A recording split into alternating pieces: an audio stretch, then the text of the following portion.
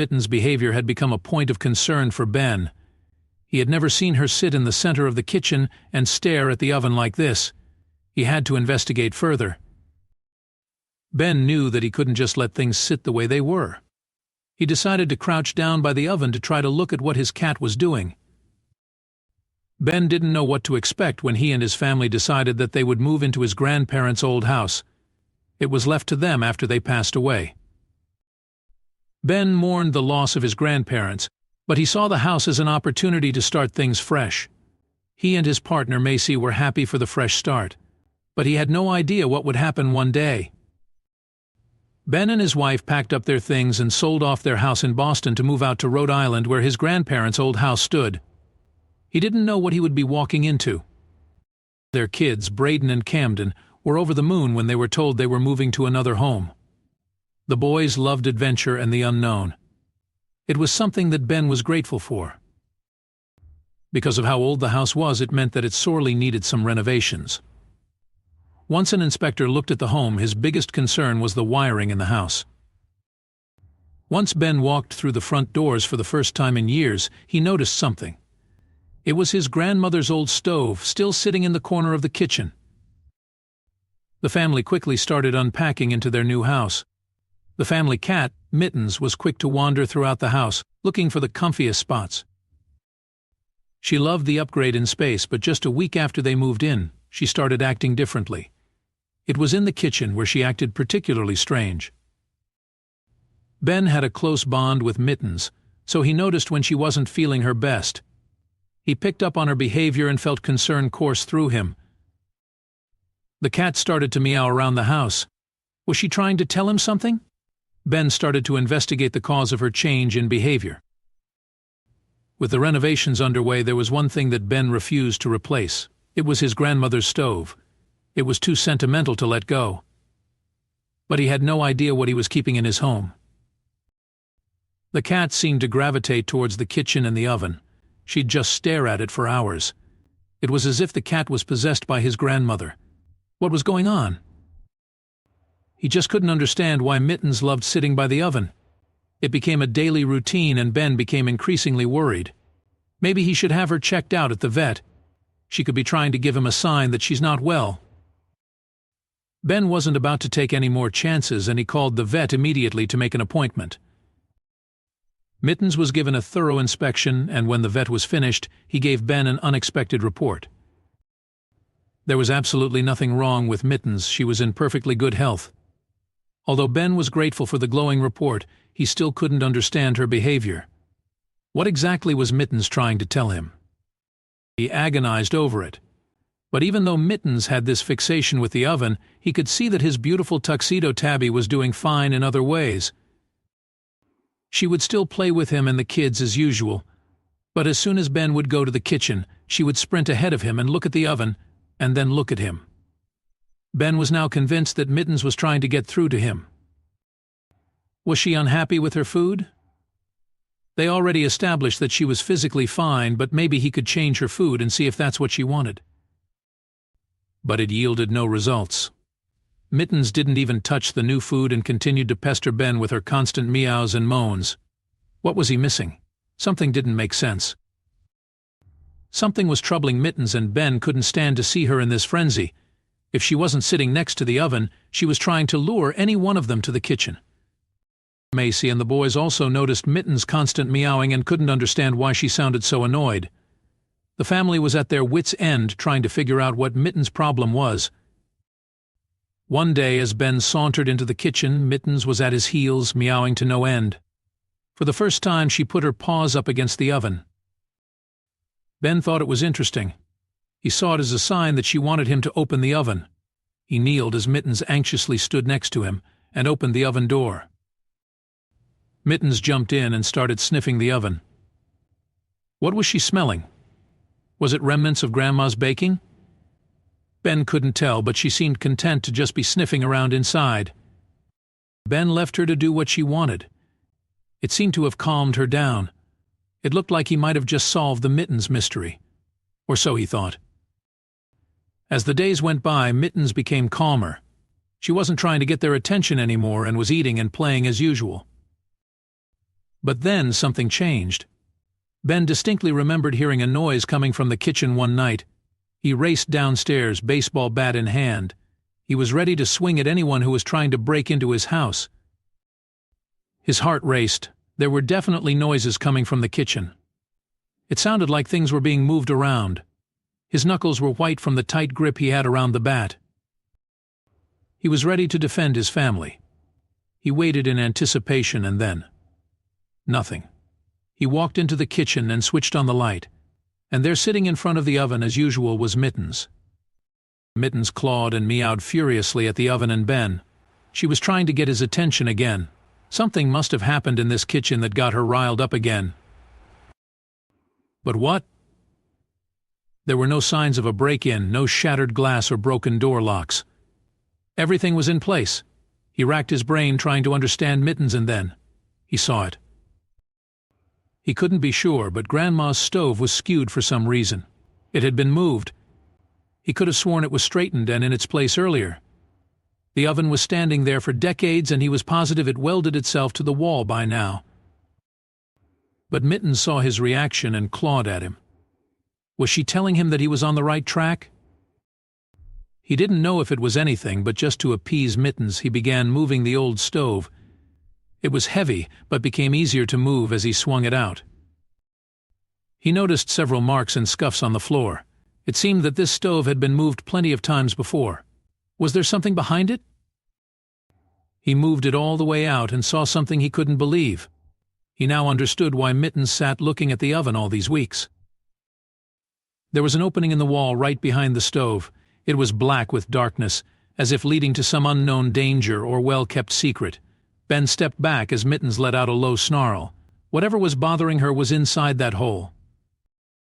Ben was stunned. He had no idea why there was such a large hole in the kitchen wall. Mittens purred and rubbed herself against him. She was clearly content that he had finally uncovered the mystery. Good girl, Mittens. Ben praised her, but now he had to get to the bottom of what was going on here. Curiosity got the best of him, and he decided to check it out. He stuck his head into the hole, forcing down the urge to hurl at the foul air inside. A slight breeze came from the dark hole, which meant it led either outside or to a large hidden area. Ben didn't know what to think. Eating back his fear, he fished out his phone and turned on the flashlight. He shone it at the hole and almost puked inside the oven. The hole's walls were wet with gunk and moisture, with some dripping down the sides. Ben didn't know what the gunk was, and could have easily mistaken it for the stuff you found while cleaning your kitchen's drainage pipe. But this was worse. The stench was overwhelming. Ben's eyes were watering as he stood back up. He was on the verge of being sick. It was unlike anything he had ever smelled before. It smelled like something was rotting on the other side of the kitchen wall. Did his grandmother know about this? A shiver ran down his spine. Was something or someone living in his walls? He stood frozen in the kitchen for quite some time as he thought about the situation. Mittens stood by the doorway, staring as he tried to solve the problem at hand. Her eyes were glued to the stove as her tail moved back and forth. It was like she was hypnotized by the mystery before her. Ben didn't want to admit it to himself, but he was slightly frightened. A shiver ran down his spine. It was a cold night, and he wanted nothing more than to go back to bed and sleep beside his wife. But this wasn't the time for that. Something freaky was going on. He couldn't rest until it was all figured out. He wanted to get another look at the hole, but his stomach was aching from gagging so much. What could cause such a scent? It was pouring from the kitchen wall, and it was becoming unbearable. He tried to move closer, but his body wouldn't listen to his head. His fight-or-flight instincts had kicked in, and he was surprised to find himself frozen in fear. Something in that wall had been antagonizing his beloved pet, but what could it be? Mittens wasn't the type to get scared off that easily. He'd seen her playing with large spiders and the occasional snake in their backyard, but this was different. She was trying to warn him, but he was too afraid to do anything. Whatever lived in that wall was big and smart enough to move the oven out of the way. But then he began to wonder. Or what was moving the oven back into position? Was it a person? Could it be possible that a stranger had been living in their walls? But then he remembered something. Earlier that week, his wife had told him a little story. It happened that Monday morning. Ben had gone to work and Macy was home along with their 2 sons. According to Macy, she was furious when she found a bag of oatmeal cookies in their pantry. It had been torn open, and the entire floor was covered in crumbs. But whoever had gone into the pantry had eaten more than just a bag of cookies. Crackers and several bags of candy had gone missing too. I spoke to the boys about it, and they both swore that they had nothing to do with it. Macy rolled her eyes. We need to discipline them more. They should know better than to steal from the pantry and to lie about it, she told her husband. But now Ben was wondering if the boys were telling the truth all along. What if someone else was responsible for the missing food items? What if people were living in their walls and stealing their food while they were asleep? Was this what Mittens had been trying to warn him about? He couldn't believe that he had left his wife and children alone in the house. Was it just a matter of time before something happened to them? Ben was becoming increasingly worried and agitated. As the man of the house, he felt that it was his responsibility to keep his family safe, and now he felt like he had failed. As he stood with Mittens, his mind wandered to his grandmother. In the last few years, she had complained about the sounds coming from her kitchen at night. But their entire family shook it off. She was an old woman, and they all assumed that she was losing it. No one ever thought to check what was going on. Ben felt guilty as he thought about it. All along, the old woman was right. Something was moving about her kitchen at night and making a racket. If only they had all listened to her. Ben was becoming angry just thinking about it. Something or someone had been harassing his grandmother, and no one had done anything about it before. Now the same was happening to his family. He wasn't going to let this happen again. He was going to do everything in his power to help his family. Mittens meowed from the doorway, which snapped him from his thoughts. He knew that it was time to get back to work. He was going to see what he could do, but he knew that he would have to wait until morning to find a proper solution. He bent back down and held his breath. The smell was the worst he had ever come across, but he wasn't going to give up because of that. If his family was in danger, he had to sort this out as soon as possible. Ben took a deep breath and shone his light at the hole again. It curved upward as if leading him up his ceiling. It was large enough for a person to fit through, and Ben wondered if that could be the case. With the noises he'd heard earlier, he couldn't rule out that someone could be living inside his house's walls. He tried to look around inside the hole, but the flash from his phone barely made any difference. All he could see was the moisture pouring out of it. He couldn't help but wonder where all of it was coming from. Was it a leaking pipe? Why did it smell so incredibly awful? These were all questions he didn't have answers to. He didn't know what to do next. Ben didn't have much to go on here. All he knew was that something lived at the end of that dark hole. Despite the chilly air, small droplets of sweat fell from his forehead. He raised a hand to wipe them off as he stood up straight. It was impossible to see what was inside the hole while it was dark out, especially with the oven blocking his way. He didn't want whatever was in there to roam inside of his house, so he closed the oven door, placing a heavy table before it to block anyone from opening it again, or whatever was inside from coming out. He spent the next few hours in the kitchen. He needed to make sure that nothing came out. But throughout his time in the kitchen, he couldn't stop his mind from racing. He was shivering in the cold when he heard the sound of footsteps coming down the stairs. He held his breath, freaked out by the thought that someone was approaching. He was afraid until the person poked their head through the doorway. It was Macy. She had noticed her husband's absence and was wondering what was going on. They spoke for a while, but then something happened. Mittens, who had left the kitchen when Macy came in, returned to meow at the oven again. She kept looking at Ben and back at the oven, as if to tell him something was happening. "What it is, girl?" Ben asked with furrowed brows, wondering if whatever animal or person was skulking around his walls was back. He didn't know that he needed to call the authorities immediately. Ben discussed the matter with Macy, who, although scared, assured him that no one lived inside their house's walls. "They're just too thin and uncomfortable for someone to live there," she said, while preparing her signature pot roast meant to go into their other oven. She even came and tried to look at the hole through the closed oven door, trying to assure Ben they were all right, if only she knew what was lurking inside that dark hole. 44 Ben had always listened to Macy's counsel. She was his life partner after all, and her words had helped him through many roadblocks in life. He also decided to listen to her this time, shooing Mittens out of the kitchen. If something lived inside their house, it would have to come out of that hole in the oven. Blocking that hole meant Ben and his family were safe. He had no idea that even now he was being watched from the ceiling. Ben's grandma moved into the house when she was still in her 20s. She was newly married to Ben's grandpa and wanted to start a beautiful family that would stand the test of time. This was in the heart of the 40s, which meant the house was almost 70 years old. Although Ben had done his best to renovate it, he'd missed looking in some important places. He should have known that his family wasn't the only ones living inside the house. That night, Ben had trouble sleeping. The whole stench had caked into his fingertips. Its gunky walls seared into his mind. He hoped whatever lurked in the hole was a harmless mammal he and pest control would have little trouble removing. He decided to wait until morning to take another look into the hole. But the night would be very different from what he was projecting. It was about 1:30 when it happened. It was raining outside, and Ben had just cranked up the house heat to kill off the cold. He was heading back to bed when Mittens meowed on his feet. But the cat didn't snuggle up to him as she usually did when she wanted food or to be petted. This was something else. Mittens kept meowing at Ben.